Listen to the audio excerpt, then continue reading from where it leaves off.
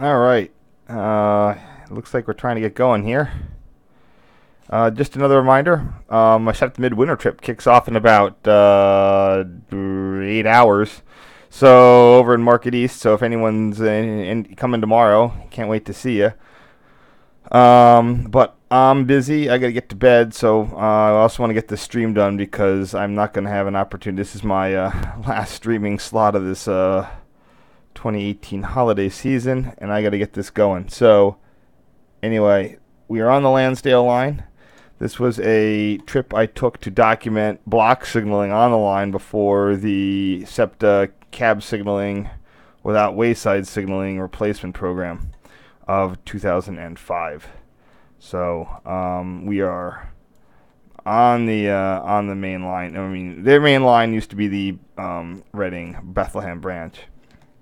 The irony to this resignaling was that I believe that the Bethlehem branch had already was equipped with cab signal during the Reading era as part of the ICC mandate for ATS and associated train stop technologies. I think that order went out in 1927. The point of that being, that was trying to stop, accidents and whatnot. Sort of like the PTC mandate, but, when railroads are like, hey, this stuff's expensive and doesn't save a lot of, lives, they're like, oh, yeah, no problem, don't bother. But, that's just being goofy there. Or something like, try to get it working, and when it doesn't work, you give them some leeway. Have them do a more conventional safety system. Anyway, I'm off my map here because for some reason the thing that I got was corrupted.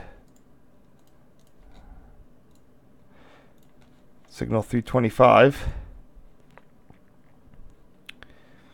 I think that this is Ambler.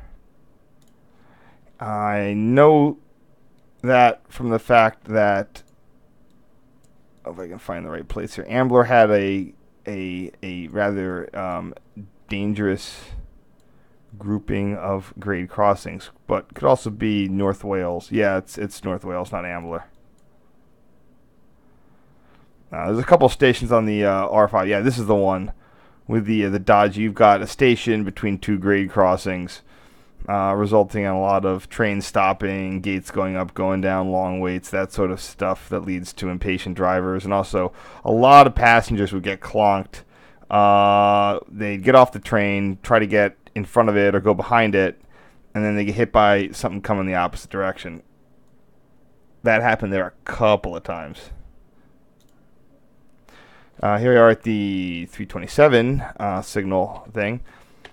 Also, yeah, it's hard. You can tell the old pole line there up in the corner, but it's been replaced by a catenary pole line, probably 6,000 volt, 100 hertz power system. Or that 100 hertz power system is there for the new signaling. Without cab signals, you can run this on 60 hertz.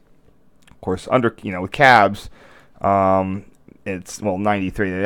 It was, I think, chosen to avoid accidental cross contamination with commercial frequencies.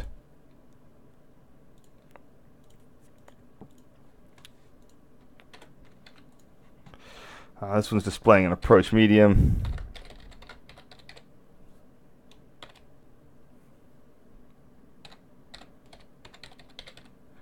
You can see the opposite signal there, a searchlight. Searchlights were uncommon, but not unheard of. Another interesting thing we first see our first example of a Reading lozenge signal. That's what I'm calling it, although it's not really a lozenge. It's just more of an oval. This was an uncommon way on the USNS for the color lights to show it. Would have a two-position signal. The GRS G heads would have a round head with a vertical 2 lamps. USNS in their TR series, which most of these color light signals are, they're USNS TRs. Or maybe not. I'm actually not sure. Some of them are USNS TRs. Reading would use this horizontal 2 signal thing. Often they'd use it for subsidiary signals, as in for the call on signal. But where you'd have an approach medium aspect like this coming up on Lansdale, that's what they did as well. Here we have, which, I don't say it's not Downs. Is it SEPTA Land? Dale, what?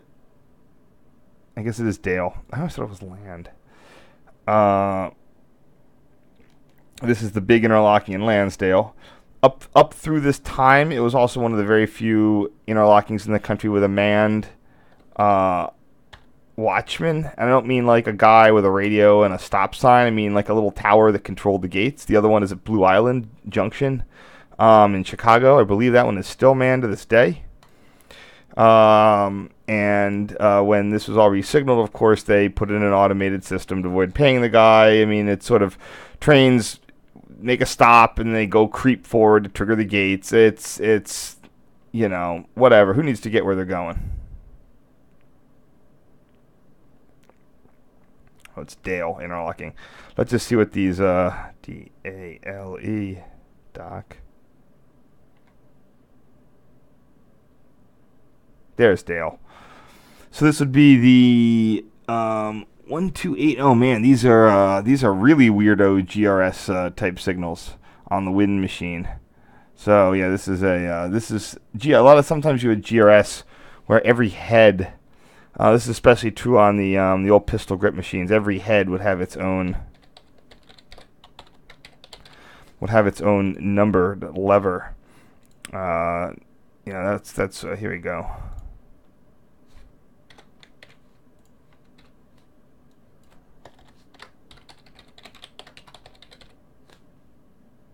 I'm just going to redo this one.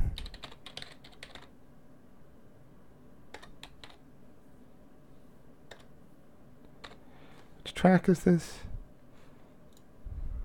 Track 2.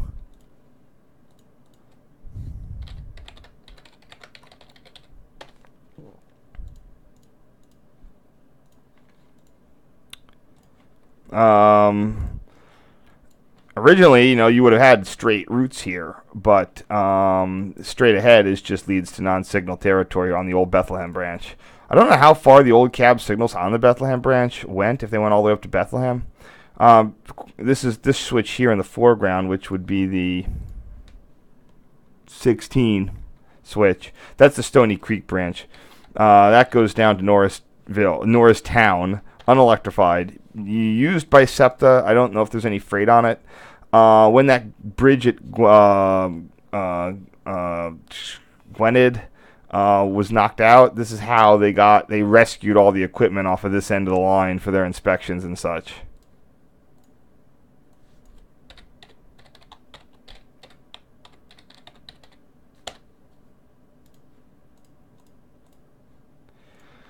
By the way, you can assume after the resignaling that I think that SEPTA went with a Amtrak style of switch numbering, but don't quote me on that.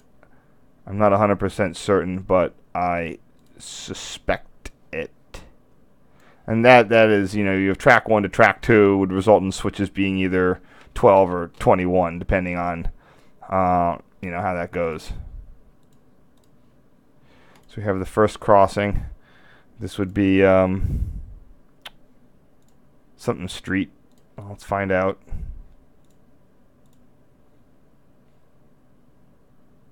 Stream working? Looks sense. Let me know if the stream stops working. It seems to be okay on my end. Looks okay there. So, moving up towards Lansdale. That street in the middle of the interlocking would be Broad Street. So.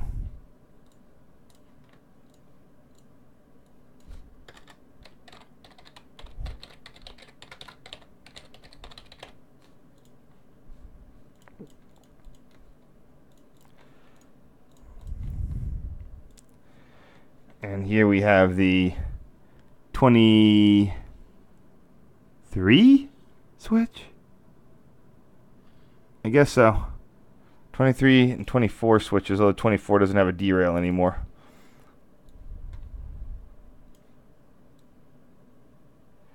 Try to level this guy. Is that level? It doesn't look level.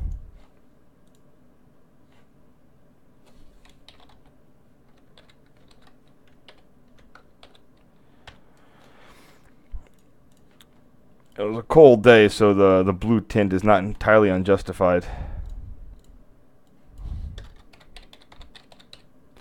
Yeah, this is very GRS. Their pistol grips did not differentiate even odds for switches and signals, I don't believe. So, here we have the something switch signal. This one's interesting because, see, there's a GRS head in the middle, and then two Union switch and signal heads on either side, which is interesting there.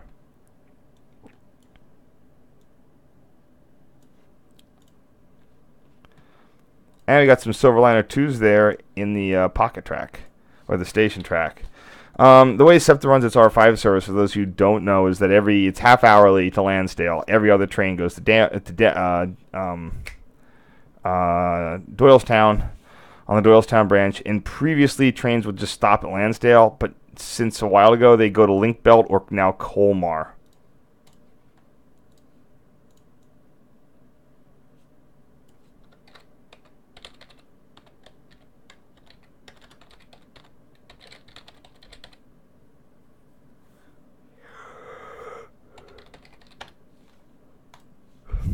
You can also see the crossing keeper's shed right there.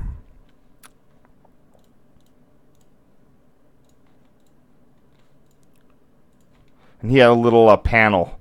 So when trains would come, I mean, he would see stuff approaching and he would be able to operate it. So if a train, was stopping, he wouldn't flag it. Here's the Lansdale substation. One of the, I'll have some pictures of the Lansdale substation shortly.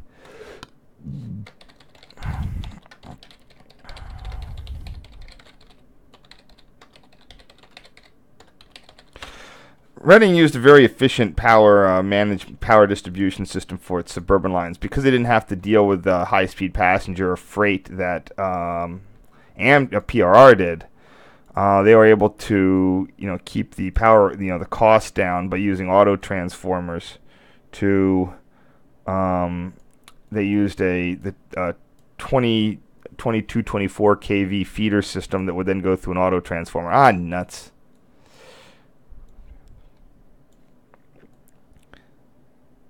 So they didn't actually need transmission lines per se.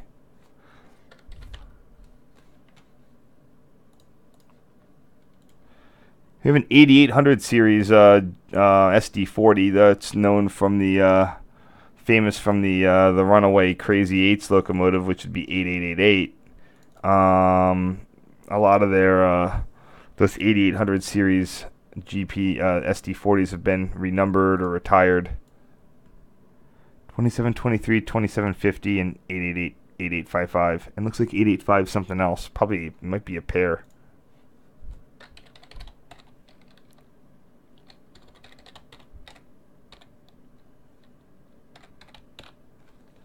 Is that last one? 2750?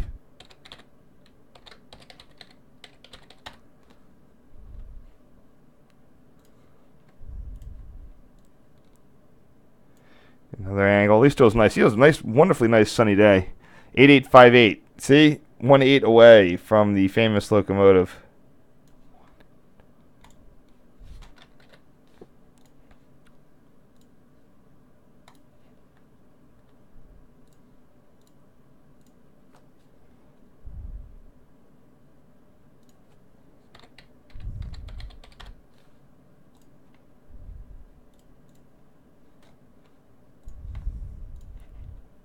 Oops, forgot to resize that one. There it goes. It's nice pictures. Good lighting that day.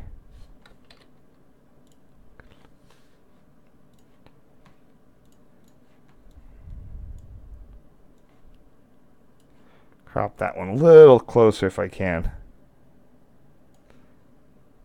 There it goes.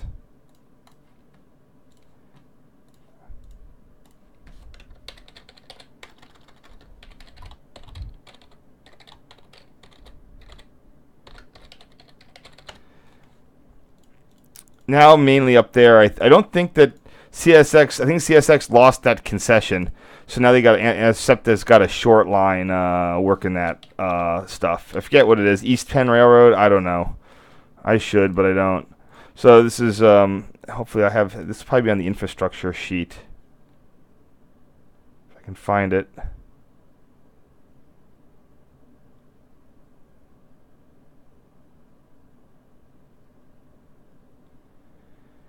It was right in here if I can just get to it. Secondary.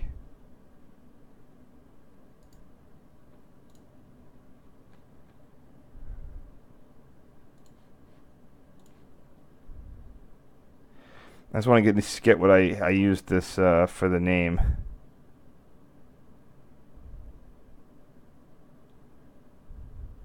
Thorn. There you go.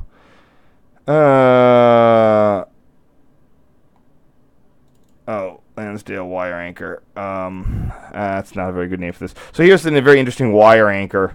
This is the end of the transmission line, 22 kV transmission, 12 kV trolley wire, of course. And I think it's the way it's handled is that you get a 36 kV like voltage difference. It's the equivalent to a 36 kV system. You have like plus, minus or something like that. Or out of phase, or I have to know your AC power distribution systems.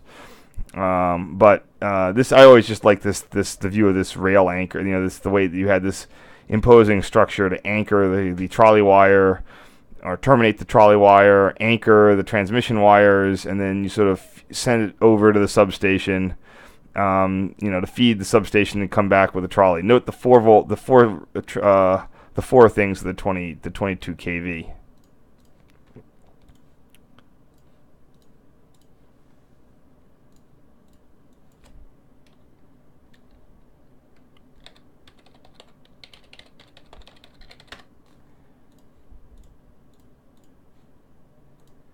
Of course, this all went up in the 30s, partly to compete with the PRR and their newfangled electrification push. This is going to be a shorter thing today. Got to get out of here, get ready for my trip tomorrow. Oh, we got people. Yep.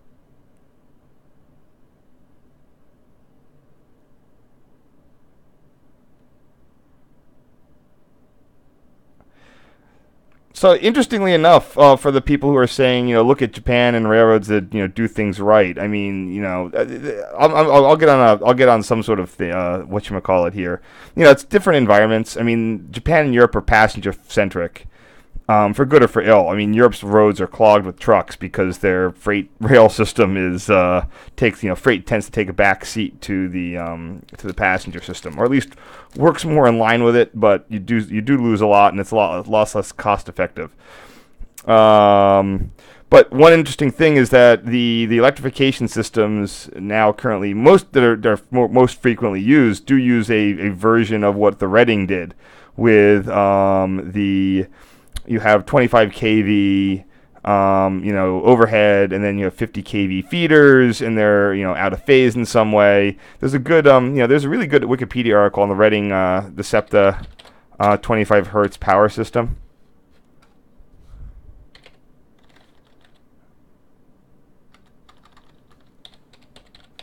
There it is, 25 hertz traction power system. This is a diagram that shows you how it works on Wikipedia. Hell, whoa, look, hey, look at that picture. I wonder how it got there.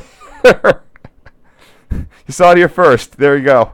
So yeah, here's how it goes. It's you have your 24 kV transmission bus. Your rail is your neutral, and a 12 kV a bus at the other end of the transformer. So they would be sort of out either. You can't say it's AC, so it's not like plus 20. It's not like a DC system. It's out of phase. So the phase to phase, your bus to the trolley would be 36 kV potential, whereas but trolley to rail is 12 kV. That's the same way that Amtrak did, or PRR did its quote unquote 136 kV transmission system, or 100. Is it 130? 132? Or was it 128? I can never remember. Um, it's 2 wires, but they're split phase. It's just like what goes into your house. It's 240 phase, or it's not. They see split. It's split phase, so it's wire to wire. It's 240. That's how you can power your range. But something to neutral, it's still 120. So so you're effectively transmitting at 36 kV, which is what you need. And this is standard how they do it all over the place with the 50 kV feeders. They're out of phase from the thing, so you get a much higher effective transmission voltage without needing to have transmission lines. And that's why you'll see that little like knob at the top of those European style minimalist catenary structures that has that extra wire, and that extra wire is the transmission line.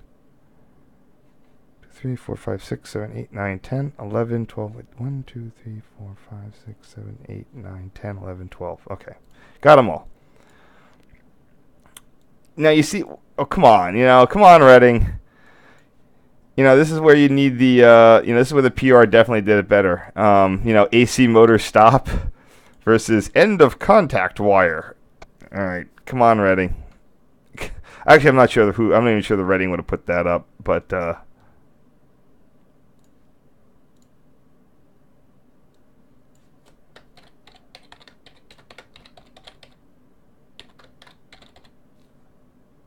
I'll just call it AC motor stop, because why not?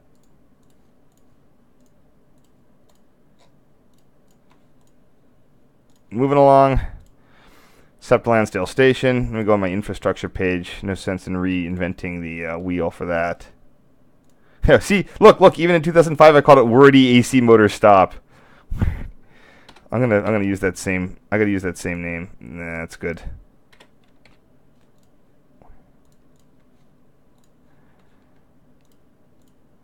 I'm thinking the same way I did 13 years ago.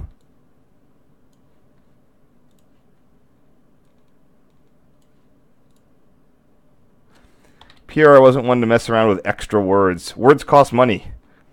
Every word they save. How much that was in dollars and cents? That's what always stunned me, is that somehow the PRR, which was noted for their their frugality, somehow got couldn't innovate its way, or maybe it was probably just ultimately it's regulations, not the regulations, but no, it's like imagine if put all these regulations on Google and then something new comes along, or it's just like it's like the cab industry, more like it in Uber. Something's a monopoly, so government applies appropriate regulatory oversight, and then some new technology comes along, and no one cares about the new thing and keeps the screws on the old thing. Here we go. It looks like all the signals here are in sight, so I'm just going to do a SEPTA Dale, southbound SIGs, bright. Good enough. Again, that wonderful little two-legged guy there. Oh, that's right.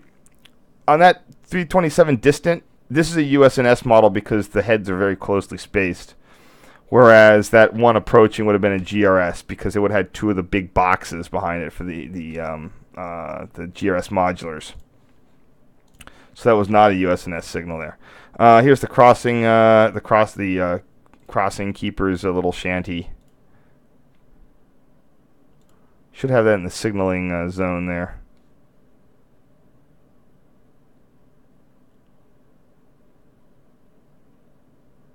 What do they call that?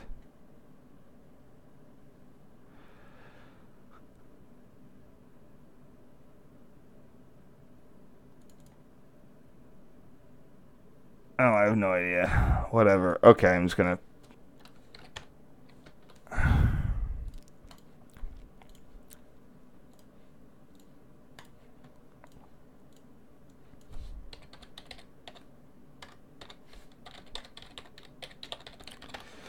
So yeah, that guy. There's an article about that somewhere. Or oh, that's right. No, the there's like a site. It was the guy who used to do the Oaks Model Railroad Club site, and he had this thing of like Pennsylvania NRHS like rail fan photos of the week. And some point back in 2005, he did a series on the Lansdale Crossing Tower. That was pretty nice. That was pretty informative. I still remember that. I need to look at those. God, I've totally forgotten about that website. That's a great site. Wasn't great all the time, but it was great occasionally. He had pictures of wind in Wayne Tower. He had all sorts of stuff. Here we have a Reading substation. They're those two original auto transformers. I believe that unfortunately this substation is slated for replacement if it hasn't been replaced already, and that would be a damn shame. Let's see. Someone was keeping the Wikipedia article pretty up to date about replacing. Let's see now. Lansdale says scheduled to be renewed by summer 2017. So you never know. I'd have to get up there to see if they've actually done it. And that's as renewed. I'm assuming the transformers would be replaced. Those are leaking oil and all sorts of stuff, but they're the original construction.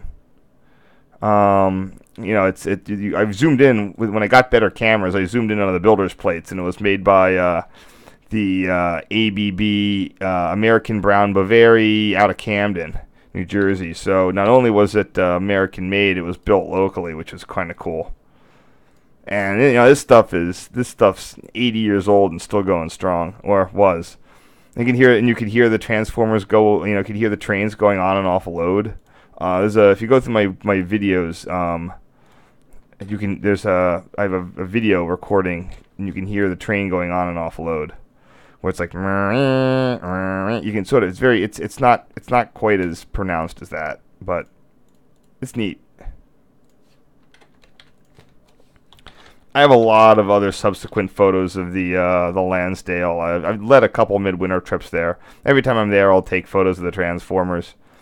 Note the little like anti-oil leak baffles to keep the transformer oil. Also note the no yellow signs, though, a warning of the PCBs. So that's a plus.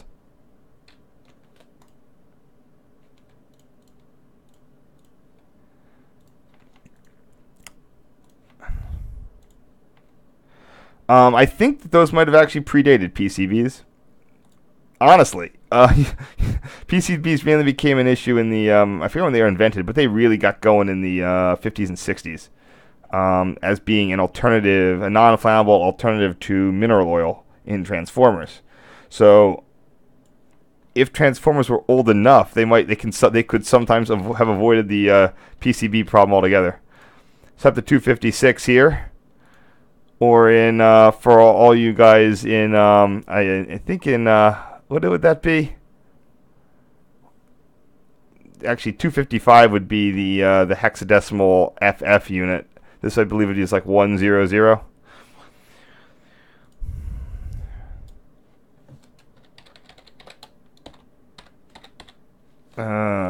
Let's see. What do I have up? What I called this? Did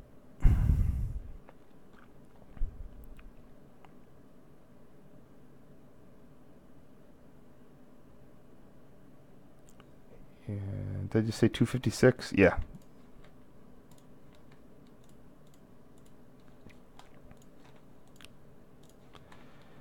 Moving right along. There we go. Oh, look. There's an old school crossing cantilever there too.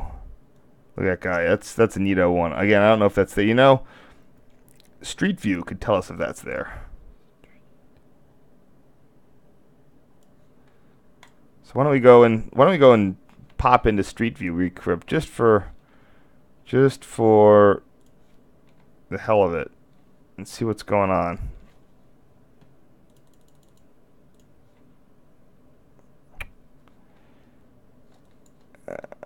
There's my Street View guy, and drop him out there. Yeah, so that's where the signal used to be, and I think it got moved to there. There's the new signal. The crossing caper's shanty is gone. That signal got moved. Hey, look!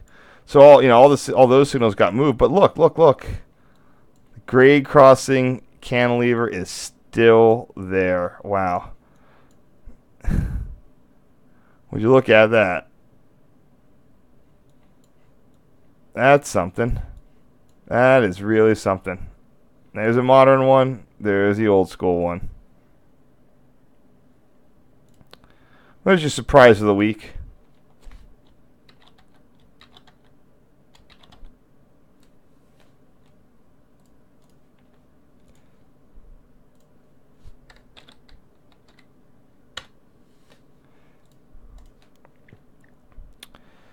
So I'm just going to call it the southbound track 1 mast, southbound track 1 mast, plus old. There we go.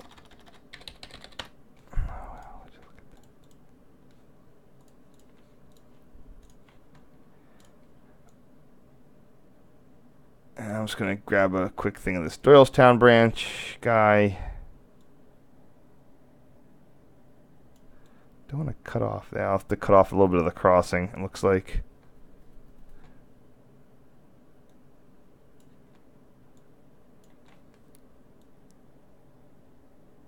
There we go.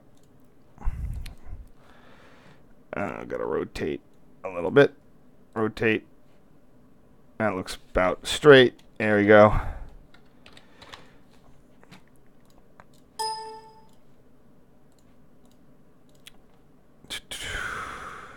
This is the Doylestown branch.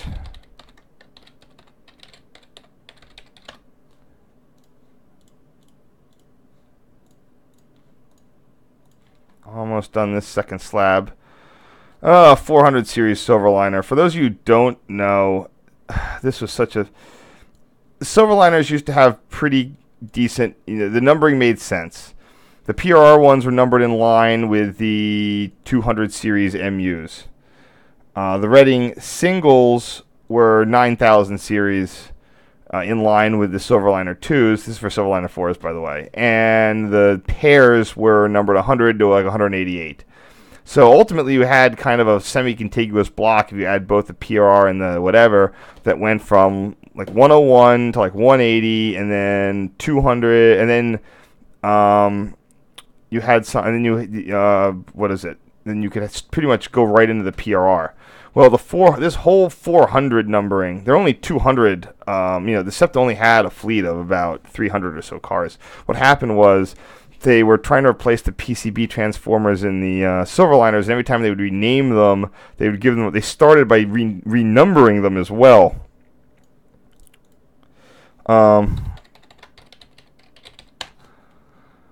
And so they started putting a bunch in the 400 series, and then someone was like, "This is stupid," and they stopped. And then they started. Oh god, things just got mixed up. So unfortunately, you used to be able to pretty easily tell what was a Reading car, what was a PRR car, and now you got to consult a lookup table pretty much. That's a nice close-up right there. It's a really nice pic. That's a really nice, good picture too.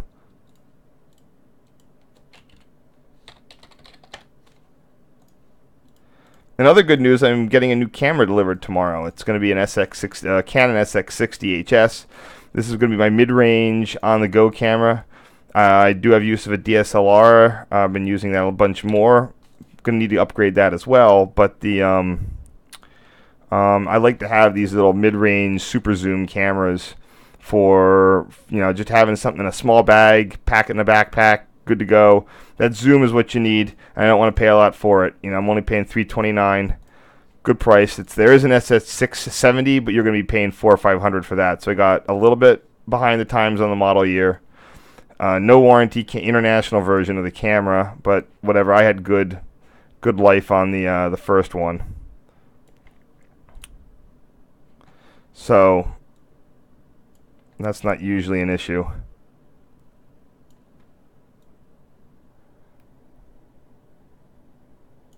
And there's always things you can do, hint, hint, wink, wink, with no warranty stuff, usually involving buying something off of Amazon and then doing the old switcheroo and then saying that the one you had didn't work. Hint, hint, wink, wink.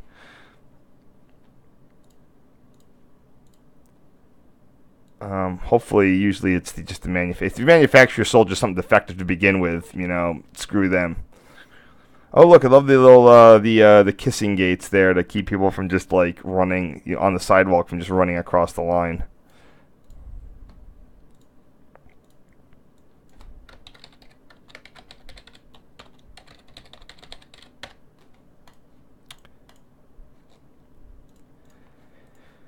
That's the other shame with SEPTA going with its like go no go style of signaling. I mean, they put masts in. If you're gonna do that, at least cheap out and put the dwarfs. Like, where are they saving their money?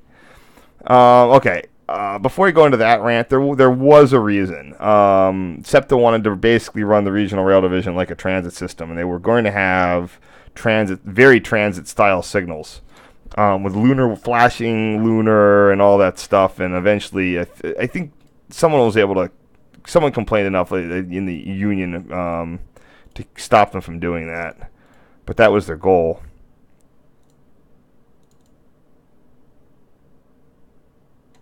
Huh.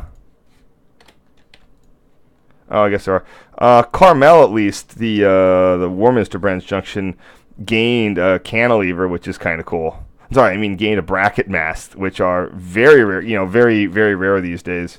One of the very few interesting bits of signaling stuff that you might actually see installed.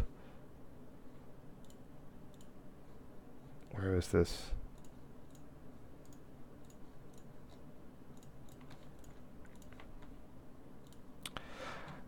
Here's the new cantilever.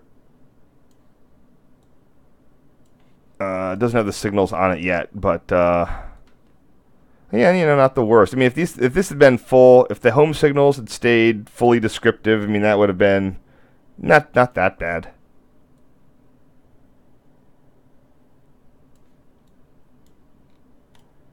Oh man, I gotta get this wrapped up.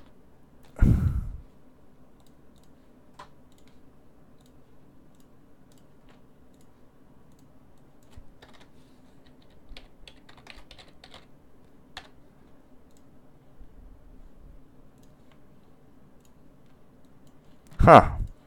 That's odd. I did a behind the back shot to get this bracket mast there.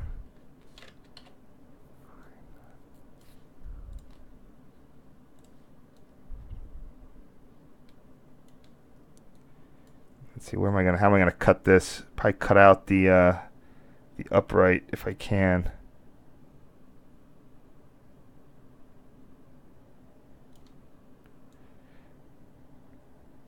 There we go.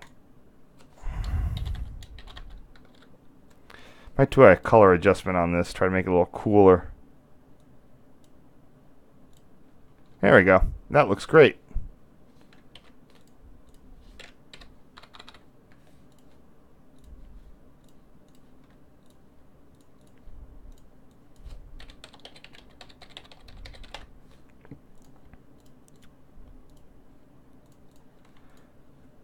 Perfect.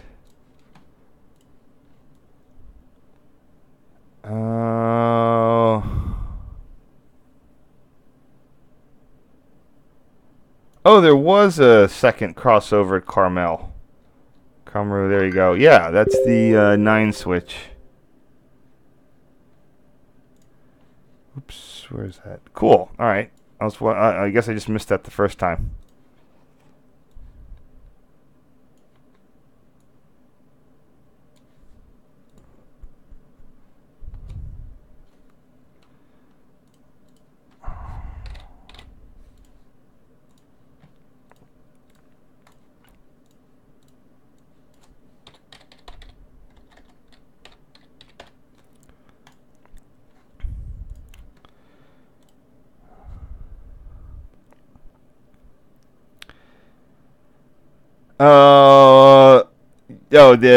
Going back to the chat here. Yeah, that old grade crossing thing. Yeah, I don't know, dude. Those things can last. They last until they don't. The Silverliners, I mean, yeah, they have the Wabcos. I'm not good at that. I probably shouldn't try. There's something. See, look at this. Oh man, look what you missed. Look what I missed at this. Glenside. This is Glenside with the R1. The R1s used to turn, and here, sitting right there, that's the 5 switch and the can't read it. 4. Yeah, it's got to be a 4. The 4 signal, just sitting there right at the end of the low-level platform. Walk up, walk over. I could probably take whatever pictures I wanted. No one would give a crap. Who cares? But I just didn't. SEPTA didn't have a good day pass policy at this time. Today they got that Independence Pass, which is really nice. At the time, the day pass, although it was only $5, it only would give you one regional rail ride. It was designed to get people from the airport to the city, a tourist, from the airport to the city, and then let them use unlimited transit for the day. So I'd always design these midwinter trips around the fact that we'd only have you could use your rail pass, you could use your free ride once, and everything else you have to buy a bunch of tickets for.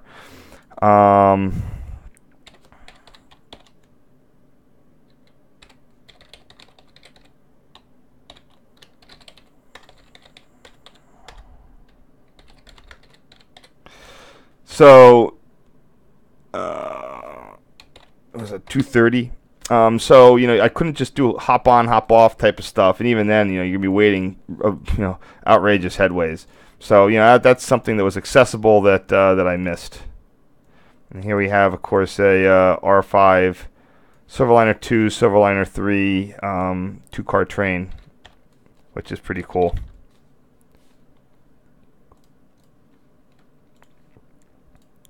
Took me the longest time to realize. I'm sure I've told this story before, but for the longest time I didn't even realize. My dad had PRR books from the 1960s talking about the Silverliners, and I never guessed. And I always saw the sort of the boxy 4s, not the 3s. And I never would have for the longest time. It took me a while to realize that the Silverliners from those books that my dad had were still in service, and they stayed in service for another 10 years after I realized that. That's why I always said it was like living history. So this is Amtrak's 30th Street station, Circa Center.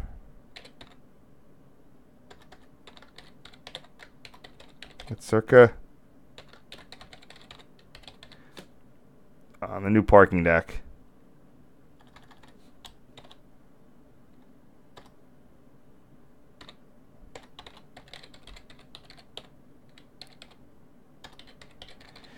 The parking garage at 30th Street with the Circa Center is wonderful. For any of those who haven't taken photos from it, and what makes it even more amazing. That's kind of a crummy picture. I hope I have better ones than that. What makes it even more amazing is what it replaced, because it used to be just a low-level parking deck there, part of which is still there, and they were militant about chasing off photographers off of that. It wasn't like a terrorist thing. I mean, they'd use whatever excuse they needed, but this is a dumb photo. Let's dump that. Oh man, that you'd be out. You even if you pretended like you're going to your car or something, they would be on you like woo. And now in the new parking deck, it's just they there's no way to effectively police it, so they don't, which is nice. So here you have Amtrak. Looks like one of their GP38s and a new GP something D. I think it's like a GP20D or whatever. I have a protocol for how I do race street photos. I gotta look that up.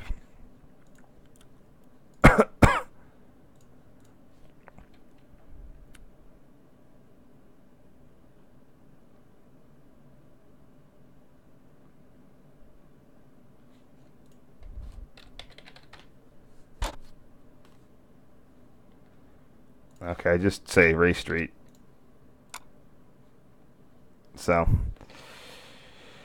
this is what, 721 plus 525 night.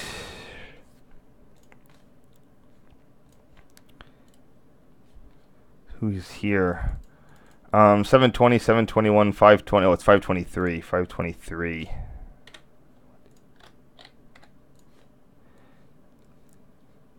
Oh, there's a HHP8 654 there. I can't see the other guy. Okay, I'll add it in there. I think I actually have a picture of every HHP8 on Amtrak. Some of them got retired early due to dying, but I think I got all of them.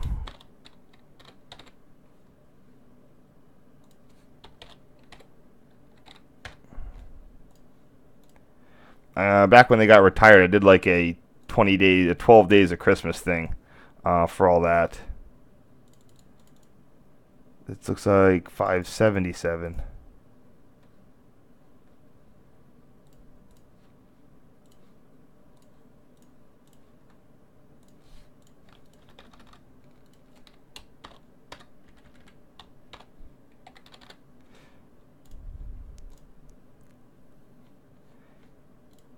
I wish I had more zoom and more pixels, definitely. For the time. So here's a fun thing. The phase for when Amtrak came out with its heritage thing. Is that what I want to do with this? Looks like I can't really. Some of the Pepsi cans, the P32 PHs or whatever,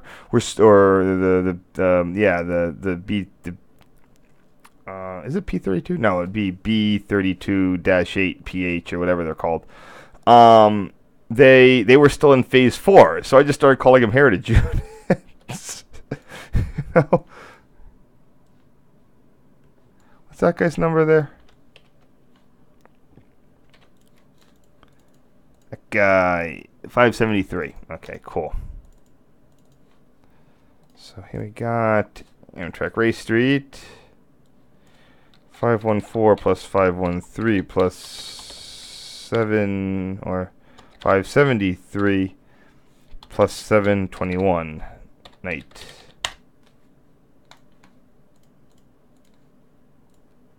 There you go. Almost done. Coming down the last stretch, home stretch here.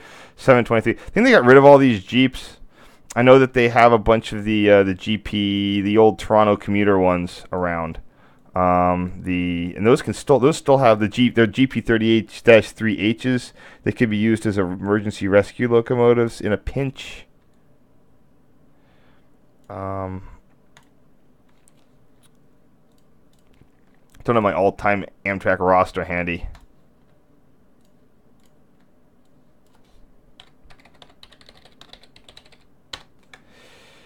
Well, there we have it.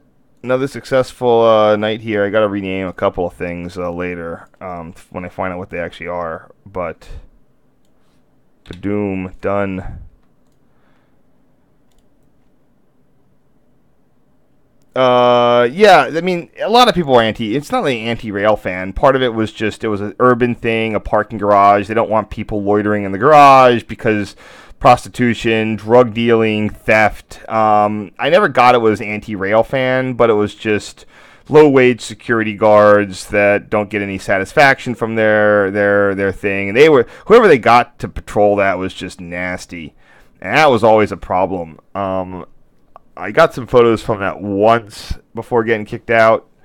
But as soon as that parking garage went in, I mean, you know, it's so many levels and so many nooks and crannies that you could be up there for an hour before anyone would come by and bother you. I've never been bothered on the parking garage.